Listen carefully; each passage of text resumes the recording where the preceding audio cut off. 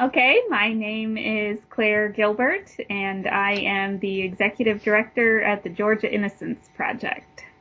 All right, awesome, Claire. Thank you for doing this, but we'll just, I guess, get right to the questions. The first one that I know that I sent you already is talk about why you work at an Innocence Project. Oh, So, my route to getting to an Innocence Project is kind of roundabout. It actually started when I was in Bernie. Went, I grew up in Bernie, and then I went to college in upstate New York, and I came back and worked at a prosecutor's office in San Antonio as a victim's advocate for uh, about 2.5 years after college.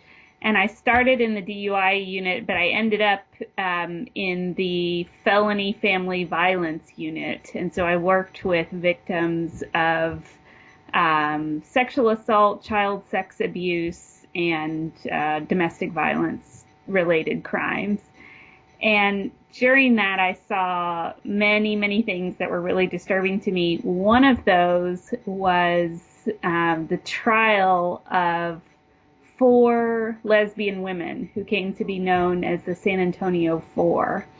And my job as a victim's advocate was to work with the two children, the victims in that case, and take them to court school and teach them what was going to happen to them and sit in with them whenever they met with the prosecutors and just kind of help them and guide them through the whole process.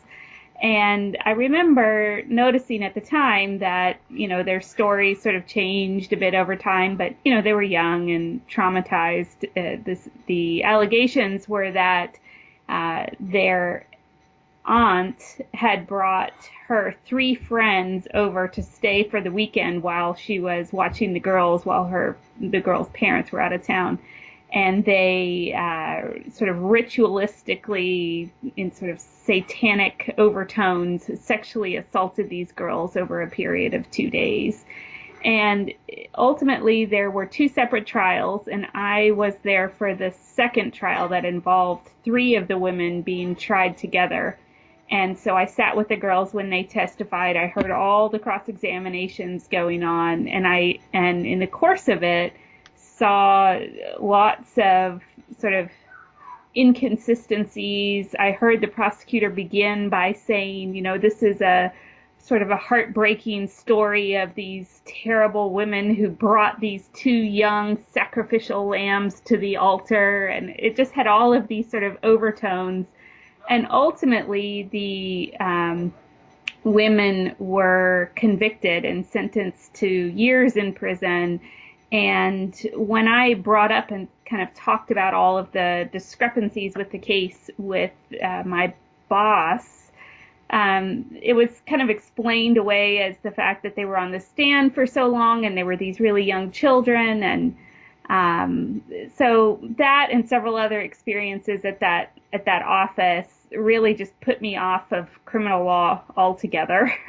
And I went to law school and I ended up doing a lot of civil litigation and whistleblower rights and nuclear weapons oversight and that kind of stuff. But long story short, I was actually visiting friends in San Antonio again when I read the news and saw that the San Antonio Four had been, well, at that time their convictions had been overturned. One of the girls had recanted. The doctor who testified that the girls showed evidence of being sexually abused had said that she was not up on the forensic science and she never should have testified that way. And the explanation given by one of the girls was that their father had kind of manipulated them and pressured them into doing this. And, this resulted in four women spending over a decade in prison on crimes they didn't commit, and was really, and I felt kind of really awful about it.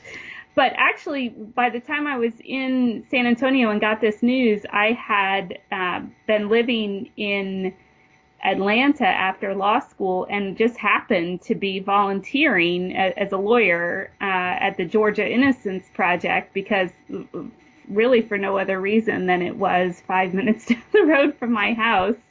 And I had just had a baby and wasn't ready to go back to work full time. And so I got my first case at GIP, and it was this really just this incredibly heartbreaking story of a absolutely undoubtedly innocent man who was convicted of murder in Alabama based on evidence that the prosecutor knew was erroneous and had suppressed. And there was a big memo in the file alerting the crime lab it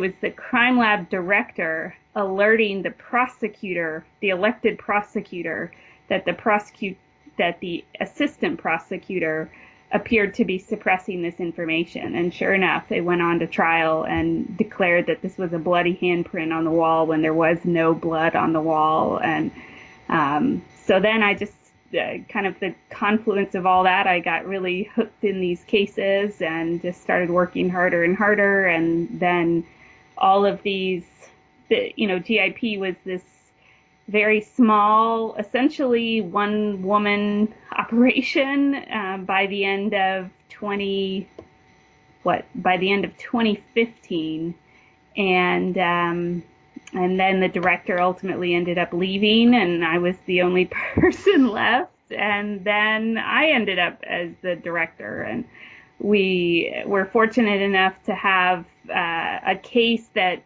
we pitched to a podcast called the Undisclosed Podcast, and they took the case and featured it for about 6.5 or 7 months.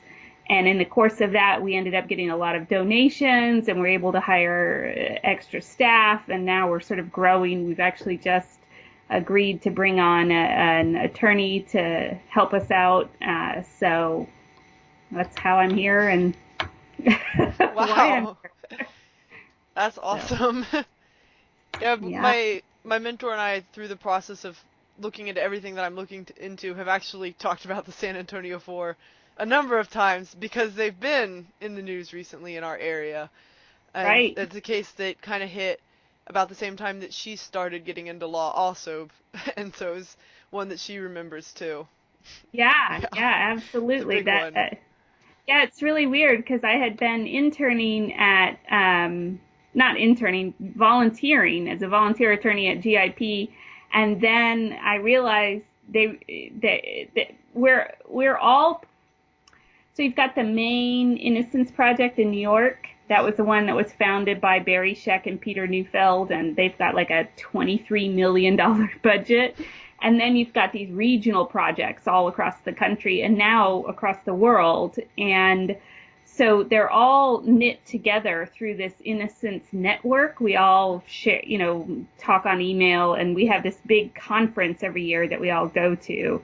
And that year it was actually in San Antonio featuring the San Antonio Four. And I was like, oh my God, this is so crazy. So I went to the conference, and because it was featuring them, like they were sort of the keynote speakers at Hmm. lunches where everybody, hundreds and hundreds of people all together.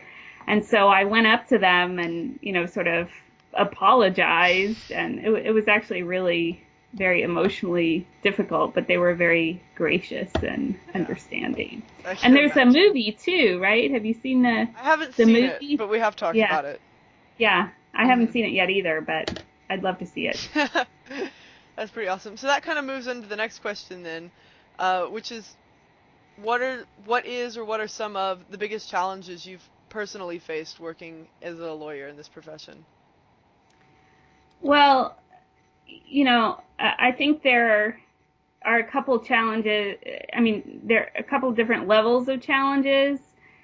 There's the professional sort of organization related challenges, and then there are the personal challenges. And organizationally, I think the answers would just vary there's sort of institutional challenges, and there's and systemic challenges, and organizational challenges, and personal challenges. So systemic challenges we'll probably talk about a bit later. The organizational challenges, for us, it is absolutely funding, funding, funding, funding. I mean, when our current director left, there was, and that was on May 18th, 2016, there was $10,000 in the bank with $10,000 a month operating expenses. And, we are still at this point roughly 80 to 90% funded by individual donors. And it's just when you have a really, really small staff and you're trying to sort of get rid of a backlog, implement sort of best practices across the board, work the cases, get an exoneration, and still, raise huge amounts of money at the same time. It's just this. It's just overworked and under resourced. It is really a big problem. And as you grow and get more stable and get more staff and more systems in place, those problems shift and evolve. But certainly that's where we're at right now. And then the other huge problem that I have, that's actually a really big problem, and I know it is for many of the people who do this work, is just work-life balance, and burnout. It's these cases are so compelling, and you feel like when you're not working, you're actually like responsible for keeping someone innocent in prison, and it's just, that your kids are well fed and someone is taking care of them, and just sometimes it can be really hard when really, like, if you don't take care of yourself first, then you can't keep doing the work, and it's just really hard to remember that. And in fact, my and your good friend Kristen McKenney Baggett was the officiant at our wedding, my aunt's wedding, 10 years ago, almost. Oh my good Lord, almost to the day. And that was the whole theme, was around balance, because even then we knew like this need to sort of have work-life balance, and we just haven't figured it out yet. And it's hard, because if you don't figure it out, then you really do burn out, and it doesn't help anybody to burn out. Awesome. Well, best of luck, I guess, Thanks. figuring it out. um, yeah, my mentors talked about that a little bit too with me, and a lot of other lawyers that I've talked to, when I do go and interview or just run into them at different things my mentor takes me to, talk about trying to find that balance, or how they found it, or how they found it and then fell out of it and had to find it again. Yeah, I mean, I just think it's a constant struggle for people who are doing work that they're passionate about, and or who are doing work with lots of that's very demanding, and what really matters in the end is just your family and your friends, and it's just hard to remember that sometimes. Yeah. So when you go to the Innocence Project, what does your typical day look like while you work there?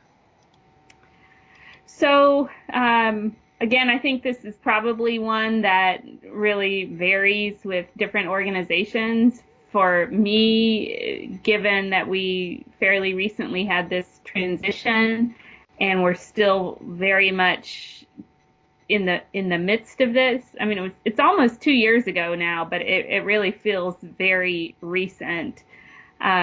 We've managed to get some additional staff, so we now have an operations manager. We have a deputy director who's in charge of development and communications, so fundraising and communications, and we have an intake coordinator, a part-time intake coordinator, and we're just bringing on a really experienced attorney, so I think that will help. But for much of that 2 years, that was the staff plus a part-time bookkeeper, just a few hours a week. And so what that means is that a large part of, I mean, all of the litigation is being done by me. And then all of the dealing with the board and working with